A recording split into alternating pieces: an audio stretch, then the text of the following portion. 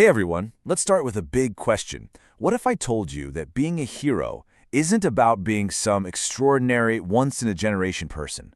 What if you, right now, already have everything you need to be a hero? It's not about finding a cape or developing superpowers. It's about a simple but really profound shift in how you see yourself. So today, let's dive in and figure out how to become the hero of your own story. We have this idea that heroes are these larger-than-life figures, right? People who change the world from a mountaintop. But it's just not the whole story. I love this quote from Robin Sharma. He asks, what about the ditch digger who approaches their work with the same passion and focus that Beethoven had composing a symphony? Or think about the parent tirelessly encouraging their kids' dreams, the teacher who sparks a new idea in a student's mind, the entrepreneur pouring their heart and soul into building something from scratch. Heroism, you see, isn't about how big your stage is, it's about how deep your commitment is. And this right here, this highlights a really powerful belief that a lot of us carry around without even realizing it. On the left, you've got the mythic heroes, the names we all know, the people we admire from afar. But on the right, you have the everyday heroes, roles that we can actually step into. The problem is, we've been taught to see this huge, uncrossable gap between these two lists. We start to believe that we're just not cut from the same cloth as the greats. But that's the myth. That's the self-limiting belief that keeps us from seeing the hero that's already inside us. This brings us to a really core idea, self-authorship. So what does that actually mean? Well, it's the conscious decision to take the pen and write your own life story. It's the shift from being a passenger, just letting things happen to you, to getting in the driver's seat and deciding where you're gonna go. This is way more than just positive thinking. It's about fundamentally changing your relationship with the world and your role in it. Of course, no hero's journey is ever easy. The second you decide to become the author of your own life, you're gonna face resistance. And yeah, some of that comes from the outside world, for sure. But more often than not, the biggest battles are the ones we fight inside our own heads.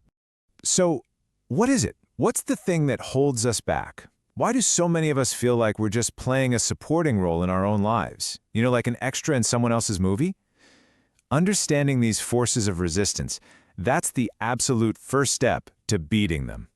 This resistance really boils down to three main culprits. First, you've got the victim mentality. That's when we blame everything and everyone else for our problems, essentially giving away all our power. Then there's the bystander effect, this fascinating psychological quirk where being in a group can actually stop us from taking action. And finally, there's the comfort of the collective, that cozy, seductive feeling of belonging to a group that can sometimes make us sacrifice our own dreams. Let's dig into that bystander effect for a second. Researcher Cliff Reed talks about this a lot. The more people there are who just seem to be passively accepting a bad situation, the less likely it is that any one person will step up and do something. You see it in places like an emergency room, where maybe a junior doctor is afraid to question a senior doctor. But this happens everywhere, at work, with our friends, even in our families. We're all just waiting for someone else to make the first move, and in doing so, we all just kind of pass the buck. And that passivity, well, it leads us to this bigger danger of the collective.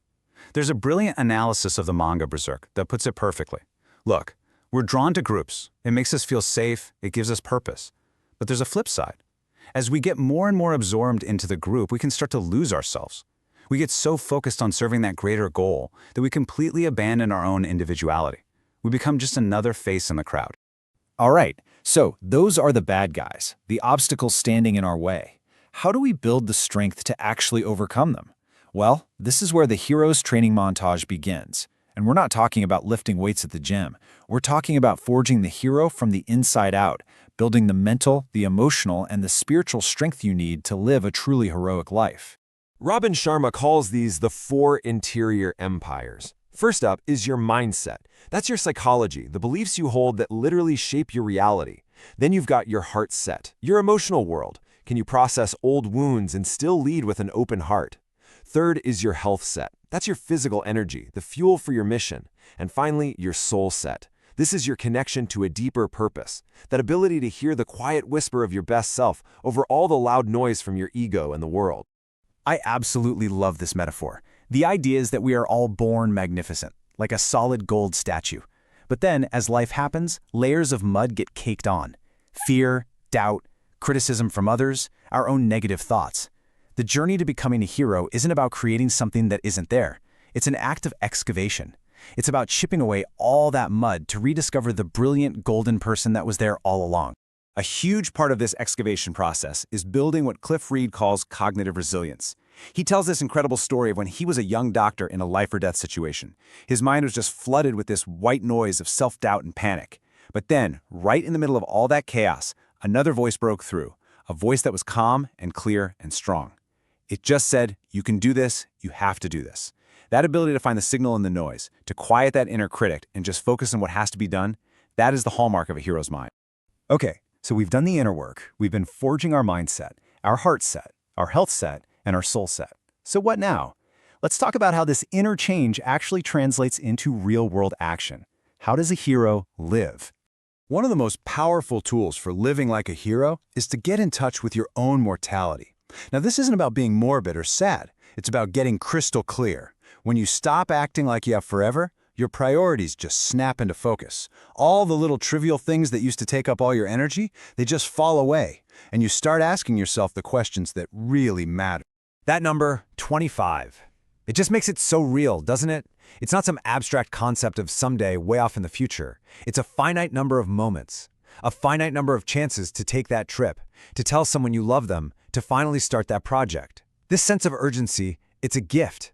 It pushes us to live with more courage, more passion, and more intention, right now.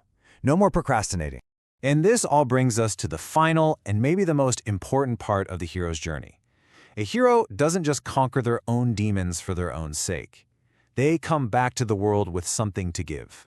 This is the ultimate expression of heroism, service. A true hero's journey isn't about what you can get, it's about what you can give. It's about using your unique gifts to make the world a little better. A really powerful exercise you can do to figure out your mission is to write your own living eulogy. Ask yourself, what do I want to be remembered for? How do I want to have impacted the people in my life? Answering those questions today gives you a clear blueprint for how to live with purpose, starting tomorrow. So I want to leave you with this really profound question from Robin Sharma's father.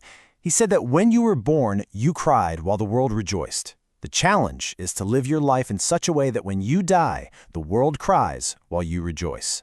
It's a call to a life of service, of love, and of courage. A life so well lived that your passing is a true loss for the world, but for you, it's a triumphant completion. The hero's journey is waiting for you.